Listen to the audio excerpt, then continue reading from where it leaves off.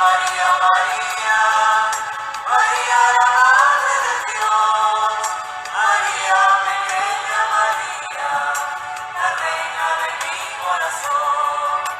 Los padres de Jesús solían ir cada año a Jerusalén por la fiesta de la Pascua. Cuando Jesús cumplió 12 años de edad, subieron a la fiesta según la costumbre. Cuando terminó, regresaron, pero el niño Jesús se quedó en Jerusalén, sin que lo supieran sus padres. Creyendo que estaba en la caravana, realizaron una jornada y se pusieron a buscarlo entre los parientes conocidos. Al no encontrarlo, regresaron a Jerusalén en su búsqueda. A los 3 días lo encontraron en el templo, sentado en medio de los maestros, escuchándolos y formulándoles preguntas. Evangelio según San Lucas capítulo 2, versículos 41 al 52. El medio más seguro para llegar a Jesús de Nazaret, para entrar en la vida de Él e identificarse con Él, es a través de la Santísima Virgen María. Inmaculado Corazón de la Santísima Virgen María. Notas amables a la palabra de Dios, sábado 20 de junio, año 2020. María, María, María, María la Madre de Dios, María, pequeña María, la reina de mi corazón. María Santísima ocupa un lugar especial en la historia de la salvación. María Santísima es un ejemplo impresionante de vida cristiana, de gracia de Dios, de elegida, de corredentora, de Madre del Salvador. El Inmaculado Corazón de la Virgen María. ¿Cómo se le ocurrió esa genial idea al Papa Pío XII en el año 1944, un 4 de mayo, consagrar el mundo al Inmaculado Corazón de la Santísima Virgen María? ¿Cómo leer el acontecimiento del año 44 de la Segunda Guerra Mundial, de tanto dolor, tanto sufrimiento, tanta muerte, tanto odio y tanta guerra en ese momento entre las naciones, que se le ocurre al Santo Padre Pío XII organizar una fiesta en torno al Inmaculado Corazón de la Virgen María? Cómo la fiesta del Inmaculado Corazón obtiene la intercesión de María para la paz entre las naciones, la libertad en la Iglesia, la conversión de todos los que somos pecadores. Aprenderle al Inmaculado Corazón de María el amor a la pureza, la práctica de las virtudes. Así entramos en ese mundo del Inmaculado Corazón de la Virgen María. San Juan Pablo II también da su aporte en ese proceso y declara una fiesta obligatoria de la Santísima Virgen María. Y aparece una frase que se queda allí históricamente y nos dice mucho acerca del corazón inmaculado. Los corazones de Jesús y de María están unidos en el tiempo, la eternidad, desde el momento de la encarnación. Frase bien interesante. Todo en la vida debe tener su fundamento y su razón de ser, enseña la filosofía. Todo tiene su razón de ser. No hay nada así que sea dado a la ligera ni sin sentido. Todo tiene su razón. Fundamento de entrar en ese mundo de la Santísima Virgen María y centrarlo en el Inmaculado Corazón de la Virgen María. Y el fundamento, el corazón de María, sigue ejerciendo a favor nuestro su amorosa intercesión. ¿Cómo centrar el fundamento en el corazón de la Virgen María? Y cómo aprenderle a la Santa Biblia que María guardaba todo en su corazón. Muy inteligente, muy sabia, muy creyente, una persona muy madura en su fe, guarda sus cositas en el corazón.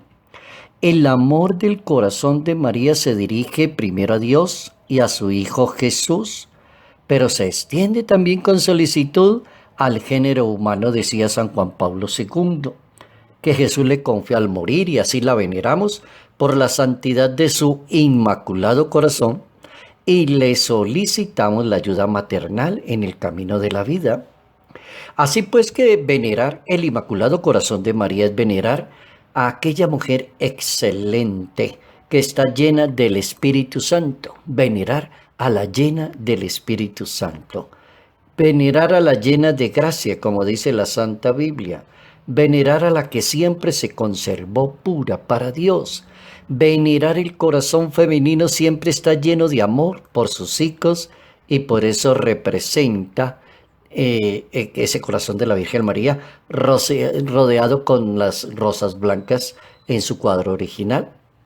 El corazón de la Santísima Virgen María, entonces, hay que aprenderle muchas cositas. Conservaba un tesoro en su corazón. Desde el momento del anuncio del Arcángel San Gabriel a María Santísima, ahí inició todo el proceso del corazón. María guardaba todo en su corazón. María escuchaba atentamente la voz de Dios a través del ángel. María contestó las preguntas muy abiertas, diáfana, transparentemente y fue dialogando. María sintetiza la primera conversación que le llega y la guarda en su corazón. Hágase en mí según tu palabra. Una persona que tiene el corazón lleno del Espíritu de Dios, de la gracia de Dios, una persona que goza de un gran corazón, entonces fácilmente va a decir, hágase en mí según tu palabra. María Santísima va conservando en su corazón esa maternidad divina y va corriendo en su corazón a lo largo de todo el ministerio de su Hijo y todos los acontecimientos que se van dando según el Evangelio de San Lucas en la Santa Biblia. Entonces María va guiando todo desde su corazón, conserva las cosas en su corazón, la adoración de los pastores ante el pesebre en su corazón, la presencia de los magos en su corazón con sus dones, la profecía del anciano Simeón cuando llega a acercársele y habla de una espada, las preocupaciones en el viaje a Egipto en su corazón. Es como hablar de los dolores de la Santísima Virgen, que es la catequesis mariana que todo católico conoce, tan tradicional en nosotros los católicos hablar de los dolores de la Santísima Virgen María. María conserva tus cositas en el corazón y jamás olvida los acontecimientos que rodean toda la vida de su Hijo, de la muerte en la cruz, de las palabras, mujer y a tu Hijo. Y a mirar a Juan, ella como que ve en toda la humanidad la importancia de amar con el corazón. María ejerce la maternidad desde que se consuma la redención del Calvario y ella es la madre desde que prestó su colaboración para la salvación de la humanidad desde la Anunciación. María se destaca ya con un corazón grande en las bodas de Caná de Galilea, cuando revela el rasgo fundamental maternal de la Virgen María, que se preocupa por lo que está pasando y por lo que está sucediendo y se mueve dentro de la fiesta y se dispone. Hay que arreglar la situación. Un corazón maternal es siempre un corazón atento, vigilante, disponible. María, con la fiesta del Inmaculado Corazón de María aprendemos como 2, 3 cositas importantes. Por ahora, para nuestra vida espiritual, la primera, aprender a guiar la vida según el corazón de la Santísima Virgen María. Con una connotación, que es que el corazón de la Virgen María es inmaculado, es limpio, es puro, diáfano, transparente, sano. Tiene que ser un corazón sano. No tiene que ser un corazón que busque otra cosa, manipular al otro, aparentarle a la otra persona, llorar para que le crean. No, ese no es un corazón de la Virgen.